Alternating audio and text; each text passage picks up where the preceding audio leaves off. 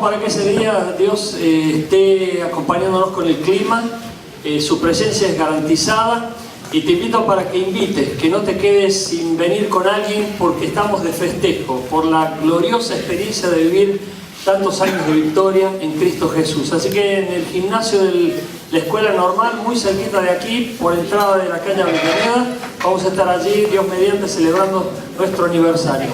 Te invito a que invites, por favor, no vengas solo. Yo felicito a todos los que invitan a otros porque eso tiene premio de parte de Dios. Dios toma cuenta de todo eso y por supuesto es muy notable para cuando se hace un festejo de tal magnitud como el que queremos tener en ese lugar.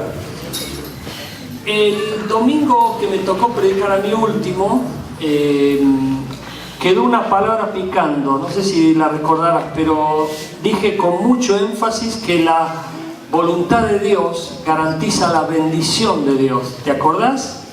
La voluntad de Dios garantiza la bendición de Dios. Y esto es así, pero hay una etapa en la voluntad de Dios que de repente te voy a invitar a prestar mucha atención porque puede ser una maldición. Así que estate atento porque en el transcurso del mensaje vas a estar aprendiendo algo nuevo. En Deuteronomio capítulo 8 del 1 al 18, vamos a leerlo después, pero ahora tomemos cuenta de este versículo muy importante. En Efesios 5:17 dice que debemos ser entendidos, no insensatos ni necios, de cuál es la voluntad de Dios. No solamente tenemos que saberla, sino entenderla, saber de qué se trata la voluntad de Dios. Luego en Romanos 12:2 dice el texto: no os conforméis a este siglo, sino transformaos por la renovación de vuestro entendimiento, para que comprobéis cuál sea la buena voluntad de Dios, que es agradable y perfecta. Nosotros no tenemos que conformarnos, sí contentarnos, porque Dios tiene muchísimo más para darnos. Pero hay personas que se achanchan, se acomodan, se conforman y se quedan en un estado, principalmente cuando les toca vivir pruebas o circunstancias adversas. Vamos a leer ahora el pasaje en cuestión de Deuteronomio del capítulo 8, del 1 al 18. Y presta mucha atención, por favor, porque es gloriosa esta palabra y este texto tiene perlas tras perlas. Así que vamos a leerlo con mucho cuidado y bien lentamente para que vos puedas estar atento en cada palabra, que son importantísimas. Dice así la palabra poderosa de Dios: cuidaréis de poner por obra todo mandamiento, no algún mandamiento, todo mandamiento que yo os ordeno hoy. Dios estaba ordenando al pueblo de Israel y estaba en su comienzo el pueblo de Israel. Por eso es muy importante que vos empieces a caminar bien desde el comienzo. Porque si empezás mal desde el comienzo vas a terminar peor. Por eso cuando Dios estableció este orden dijo: cuiden por favor de poner por obra todo mandamiento. No solamente sepan cuál es, sino practíquenlo. Y no algunos, sino todos. Y escuchen por favor: ¿para qué viváis? ¿Para qué? Para que vivamos y seamos multiplicados y entremos y poseamos la tierra que Jehová prometió con juramento a vuestros padres. Vamos a detenernos en este primer versículo nada más, pero tenés que entenderlo bien. Dios dice: tengan cuidado, no se olviden de ninguno de mis mandamientos, practíquenlos, pónganlos por obras. ¿Para qué? Para que vivan, y cuando ustedes vivan van a multiplicarse, y cuando ustedes se multipliquen van a entrar y van a poseer, van a conquistar. Lo que te da Dios no es para que se quede en vos, es para que se proyecte. Y no es para que tengas esto, sino para que sigas conquistando nuevos terrenos y nuevas dimensiones en todos los aspectos. Versículo 2. Y te acordarás de todo el camino por donde te ha traído Jehová tu Dios estos 40 años en el desierto, para afligirte, para probarte, para saber lo que había en tu corazón, si habías de guardar o no sus mandamientos. Y te afligió, y te hizo tener hambre, y te sustentó con maná, comida que no conocías tú ni tus padres la habían conocido, para hacerte saber que no solo de pan vivirá el hombre, sino de ¿qué? De todo lo que sale de la boca de Jehová vivirá el hombre. Tu vestido nunca se envejeció sobre ti, ni el pie se te ha hinchado en estos 40 años. Reconoce asimismo en tu corazón que como castiga el hombre a su hijo, así Jehová tu Dios te castiga. Guardarás pues los mandamientos de Jehová tu Dios, andando en sus caminos y temiéndole. Porque Jehová tu Dios te introduce en la tierra, tierra de arroyos, presta atención, de aguas, de fuentes y de manantiales. Ya no tenía nada que ver con el desierto, que brotan en vegas y montes, tierra de trigo y cebada de vides, higueras y granados, tierra de olivos, tierra de aceite, de miel, tierra en la cual no comerás el pan con escasez, ni te faltará nada en ella, tierra cuyas piedras son hierro y de cuyos montes sacarás cobre. Y en el comienzo del versículo 10, y comerás y te saciarás, comerás y te saciarás, y bendecirás a Jehová tu Dios. ¿Por qué? Por la buena tierra que te habrá dado. Le vas a bendecir a Dios por lo que Él te ha dado. Cuídate de no olvidarte de Jehová tu Dios para cumplir sus mandamientos, sus decretos y sus estatutos que yo te ordeno hoy.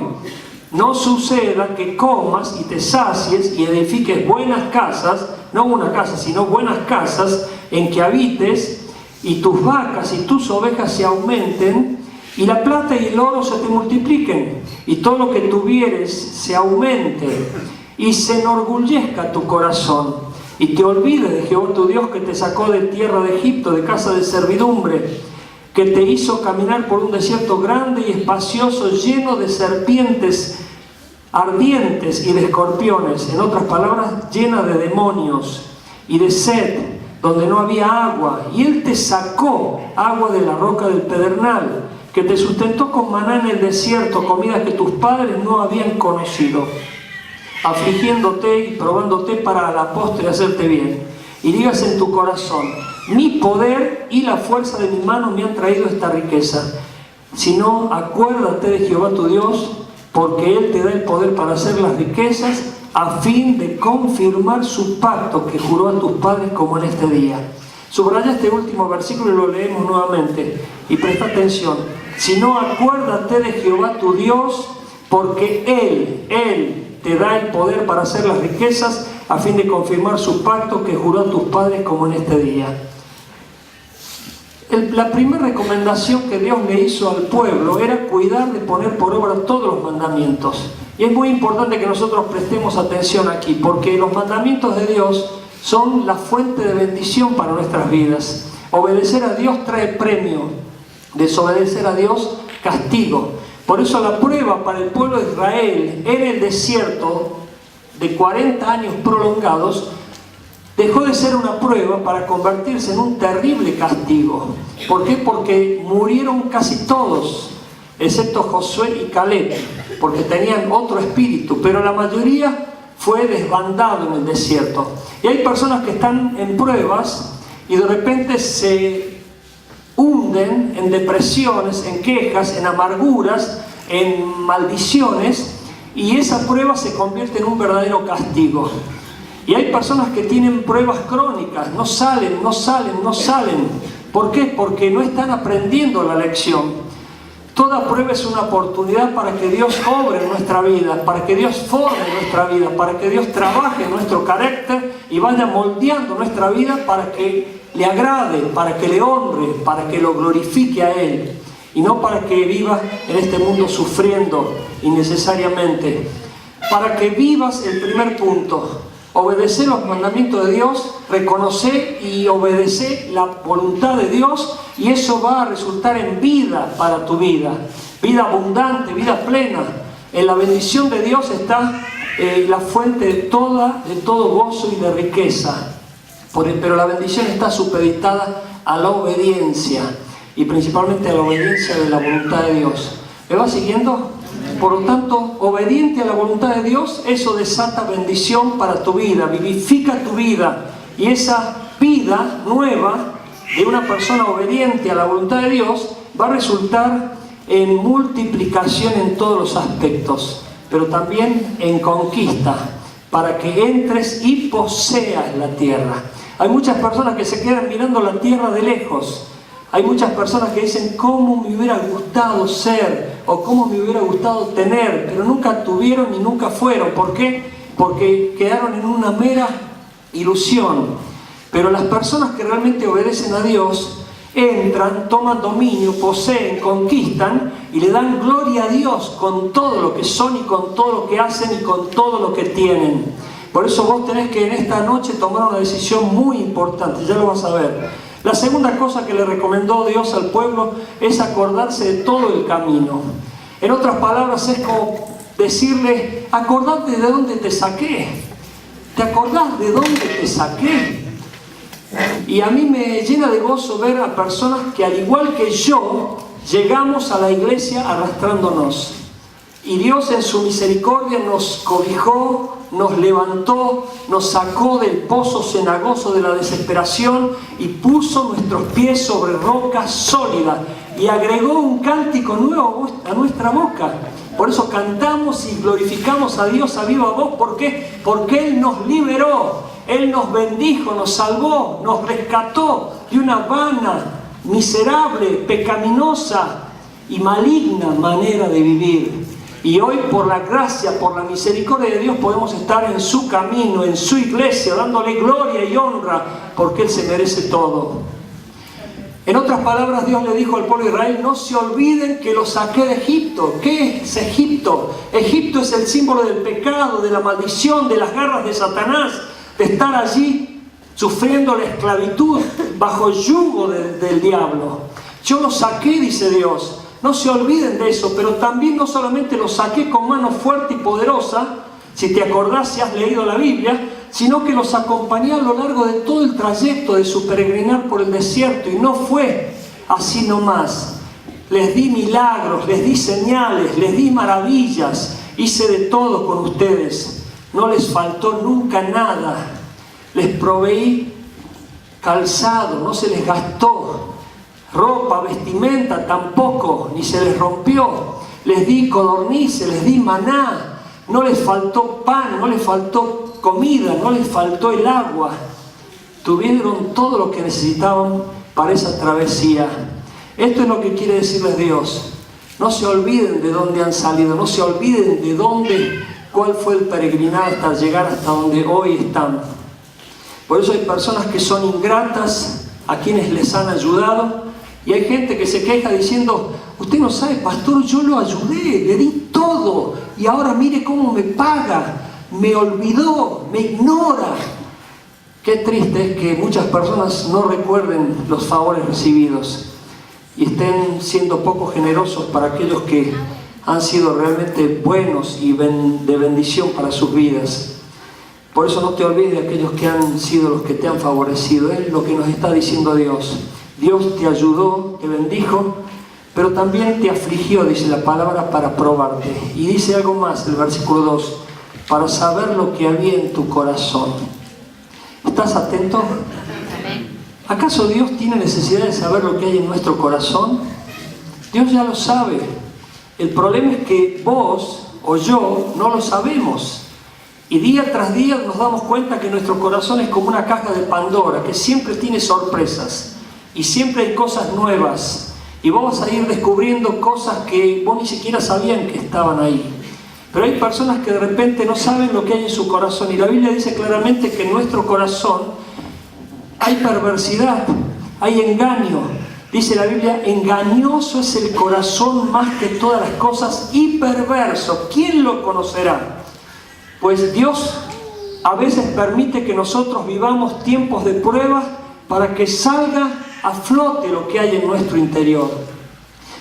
Una vez una madre me dijo, pastor, en ese momento de terrible dolor me llené de orgullo al reconocer que mi hijo, usted no sabe cómo reaccionó, cómo tomó lugar enseguida. Yo nunca me lo hubiera esperado, pero él inmediatamente tomó lugar y se mostró como una persona hecha y derecha. Estaba contenta esa madre. ¿Pero qué descubrió? Algo que ignoraba, algo que no sabía que había en el interior de su hijo. Hay cosas en nuestro interior que están guardadas y no van a surgir hasta que no vivamos tiempos de pruebas. Por eso Dios permitió que el pueblo de Israel viviese una prueba en el desierto. Pero esa prueba tenía que ser una prueba pasajera. Por eso dice Pedro: no os sorprendáis por el fuego de prueba que os ha sobrevenido, como si alguna cosa extraña os hubiese acontecido. Aunque debáis pasar por este breve tiempo de prueba, dice que es breve, pero ¿por qué en el pueblo de Israel esa prueba se convirtió en 40 años ininterrumpidos de maldición, de castigo? Porque prácticamente quedaron todos muertos en el desierto, excepto Josué y Caleb.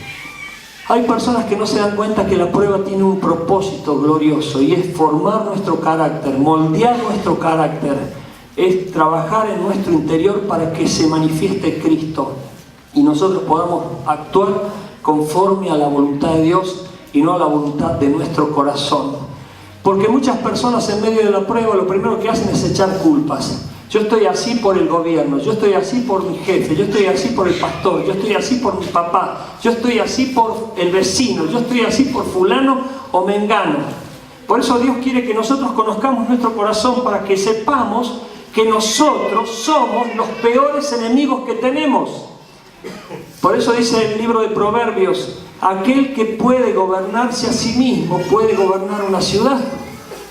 Por eso hay personas que viven totalmente descontroladas y no tienen ningún tipo de dominio propio, y son tomadas por las circunstancias que le rodean y le hacen vivir vidas miserables. ¿Por qué? Porque viven de acuerdo a emociones y de acuerdo a conveniencias, y no de acuerdo a la palabra de Dios. El pueblo de Israel tendía a olvidarse de la voluntad de Dios. Y por eso Dios quería que conociera lo que había en su corazón. Te llevé al desierto, te hice entrar en esa prueba especialmente para que descubrieras quién sos, de qué madera estás hecho, cómo reaccionás en ese momento de prueba. ¿Vas a llorar en los rincones inmediatamente cuando venga el viento de la prueba? ¿O vas a ponerle el pecho y decir: acá estoy, me la aguanto? Y si no, te espero a la puerta. No, eso era antes. Perdón. Eso era antes, cuando no tenías Cristo. Discúlpenme, por favor. Pero hay personas que se olvidan, pero en el momento de la prueba empiezan a llorar lastimeramente. Se olvidan de Dios. No buscan a Dios, ni confían en Dios, ni descansan en Dios para actuar como corresponden en medio de la prueba. ¿Qué tenemos que aprender? Mira lo que dice el versículo 3. El versículo 3 dice, rescata una palabra aquí, dice: y te afligió y te hizo tener hambre y te sustentó con maná, comida que no conocías tú ni tus padres la habían conocido. ¿Para qué? ¿Para qué? Para hacerte saber que no solo de pan vivirá el hombre. Para hacerte saber que no solo de pan vivirá el hombre. Dios va a sustentarte en el momento de prueba. Dios va a estar asistiendo a tu vida en el momento de mayor necesidad. Él nunca va a hacerte faltar nada. ¿Amén? Porque sos su hijo, sos su hija. Y Él es un padre amoroso que nunca va a desatender a sus hijos. Por eso vos tenés que grabar un principio a fuego aquí. Dios nunca nos va a hacer faltar nada. La Biblia dice en el libro de Proverbios que si aún en el barbecho de los pobres no faltará el pan, ¿cuánto más si ese pobre tiene una buena administración? No le van a faltar muchas otras cosas tampoco. Dios te da de todo. Dios añade todo. Dios es un Dios proveedor. Y vos tenés que confiar en su provisión, aún en el momento de la prueba. Él va a asistirte como solo Él lo puede hacer. Por eso no tenés que enceguecerte, no tenés que desesperanzarte, no tenés que desesperarte, ni tenés que tomar ninguna decisión apresurada cuando te están presionando las pruebas, porque seguramente vas a cometer un error garrafal. Esperar el tiempo del Señor, confía que Él te va a dar lo que justo necesitas. Tenemos que reconocer esto, el trato de Dios. El trato de Dios, la disciplina de Dios. Por eso dice la Biblia: no pongáis a nadie nuevo en el ministerio, porque si lo pones en el ministerio siendo nuevito, es un riesgo muy grande, porque lo vas a quemar. Esa persona necesita pasar por el trato de Dios. ¿Cuál es el trato de Dios? La disciplina de Dios. donde Dios va a formar tu vida, tu carácter por medio del sufrimiento, de la prueba. Por eso dice la palabra, bienaventurados aquellos que soportan la prueba.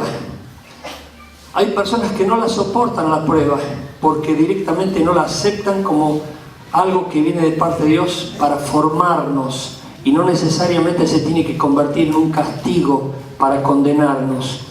Nos está preparando, nos está formando la prueba para nuevas dimensiones, para nuevas etapas. Es necesario que nos detengamos un poquito aquí, porque si no aprendes este principio, mucho menos vas a seguir aprendiendo lo siguiente.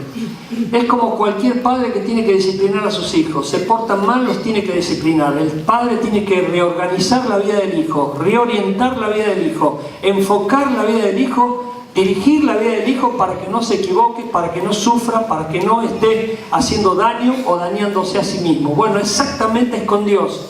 Dios nos permite que suframos alguna circunstancia de prueba porque está llamando nuestra atención, nos está diciendo, ese es el camino equivocado, si se han golpeado, cambien de rumbo, no sigan repitiendo lo mismo porque van a seguir sufriendo el mismo mal. Presten atención, paren por favor, no vayan sin pensar ni tampoco sin investigar. Es lo que un padre le diría a su hijo. Tenés cuidado, fíjate. Bueno, eso es lo que trata Dios de hacer con nosotros cuando entramos en el tiempo de la prueba. Dos razones dijimos y las vamos a repetir por las que Dios permite las pruebas. Para que sepamos lo que hay en nuestro corazón y no les estemos echando la culpa a nadie, sino que sepamos que somos responsables por haber hecho cosas indebidas o haber desobedecido a Dios y estamos sufriendo lo que estamos sufriendo. Para que estemos preparados para nuevos desafíos y mayores responsabilidades. Esto es como si tu hijo te pide plata y vos sabés que la va a despilfarrar o la va a gastar en dulce, no le vas a dar esa plata. Pero si sabés que lo va a valorar, si sabés que realmente reconoce lo que le das, te agradece, vos se lo das porque sabés que estás haciendo una buena inversión. Lo mismo hace Dios con nosotros. Si vos no estás en condiciones de administrar algo mayor, Dios no te lo va a dar. Dios te va a ir dando a medida que va viendo confianza en vos para administrar lo que estás teniendo y que valorás y le agradeces a Dios por todo. ¿Qué tenemos que hacer nosotros? Tres posibilidades ante las pruebas. Acá viene el tema en cuestión, el meollo de la cuestión. Presta atención, por favor, no te distraigas aquí. Hay tres posibilidades ante la prueba. Hay gente que recuerda a Egipto cuando está en prueba. Hay un relato en la Biblia que dice, ¿te acordás los puerros y los ajos que comíamos cuando estábamos en Egipto? Eso eran israelitas que estaban recordando el pasado. El pasado tiene que ver con el pecado, con estar en esclavitud, con estar bajo las garras de Satanás, cautivos allí en Egipto, bajo Faraón que los sometía con yugo y con castigo. Hay personas que recuerdan Egipto, otras personas se conforman con el maná, y dicen, esto es maná, ayer comí maná, antes de ayer comí maná, mañana voy a comer maná, 10 años después voy a seguir comiendo maná, ¿qué hay de comer para la cena? Maná, ¿qué hay de comer para el almuerzo? Maná, todo el tiempo maná. Y algunos se acostumbraron al maná. ¿Saben lo que significa esto? Escuchá, por favor. El maná no era la voluntad de Dios. El maná no era la voluntad de Dios. Era un paliativo para la necesidad circunstancial que le tocaba vivir al pueblo de Dios. Pero no era la voluntad de Dios. Te voy a dar un ejemplo. Suponete que un padre ve a su hijo que está pasando hambre. ¿Por qué? Porque no tiene empleo, anda sin un peso, tiene hijos, está sin nada en la mesa. Y el padre va y deja una canasta de comida enfrente de la puerta, le golpea la puerta y se va. Porque si el hijo se entera que es el padre, no lo va a recibir. Y el hijo sale, abre la puerta y dice, uy, mira lo que nos dejaron. ¡Qué bendición! Y agarra y come. Ese padre está haciendo algo por una necesidad, pero no lo está haciendo para suplir una necesidad de su hijo, porque no lo va a dejar a su hijo morir de hambre, como tampoco Dios. Pero ¿cuál es el deseo y la voluntad de ese padre? Que ese hijo tenga un empleo, Que ese hijo pueda ser una persona bien sucedida, proveedora y aún con dinero suficiente para sobreabundar en buenas obras. Pero sin embargo ese hijo está allí en una situación precaria, miserable. El Papá Celestial nunca nos va a dejar sin maná, nunca nos va a dejar sin una provisión oportuna para que podamos vivir dignamente, pero no en plenitud, no en abundancia. ¿Por qué? Porque la voluntad de Dios era la tierra prometida. La voluntad de Dios era que el pueblo renovara la visión. Por eso te voy a contar algo que sucedió hace muchos años acá, pero enseguida mi espíritu acusó recibo y dije, no quiero escuchar más un testimonio como este. Por supuesto comprendí a la persona que lo dio, lo dijo con toda sinceridad, con toda ingenuidad, pero le estaba dando gloria al diablo. Y discúlpenme por favor que hable así, pero lo tengo que decir. Una persona una vez dijo, yo le agradezco a Dios porque hacía una semana que no comía nada y el vecino de enfrente se acercó y me dio un montón de comida, gloria a Dios, aleluya. Yo escuché eso del fondo y dije, ¿qué dice la Biblia? Si vos estás por primera vez aquí, escuchá por favor, porque tenés que creerle a Dios y creer en la voluntad de Dios. La Biblia dice que no hay justo desamparado ni hijo de Dios que mendigue pan. Dios te va a dar y a multiplicar para que sobreabundes en buenas obras. Dios te va a dar para que vos des, no para que esperes que te den. Dios quiere que vos prestes, no que pidas prestado vos. Dios te quiere poner por cabeza, no por cola. Una persona que está esperando de la misericordia de los demás está por cola, no por cabeza. Dios le ha dado a su pueblo autoridad para que conquiste, para que avance, para que tome dominio y sea un excelente administrador de su multiforme gracia y puedas aún sobreabundar en buenas obras. Por eso aquí hay tres opciones. Vos podés estar en una prueba hoy. Vos tenés, como una persona dijo, ¿sabe, pastor? Antes cuando yo no conocía a Cristo, no conocía la Biblia, no conocía la iglesia, no me faltaba la plata. Eso sí, andaba en la droga. Y bueno, vos tenés que elegir, porque el diablo te va a dar dinero, el diablo te va a prosperar y mucho, pero te va a terminar llevando al infierno.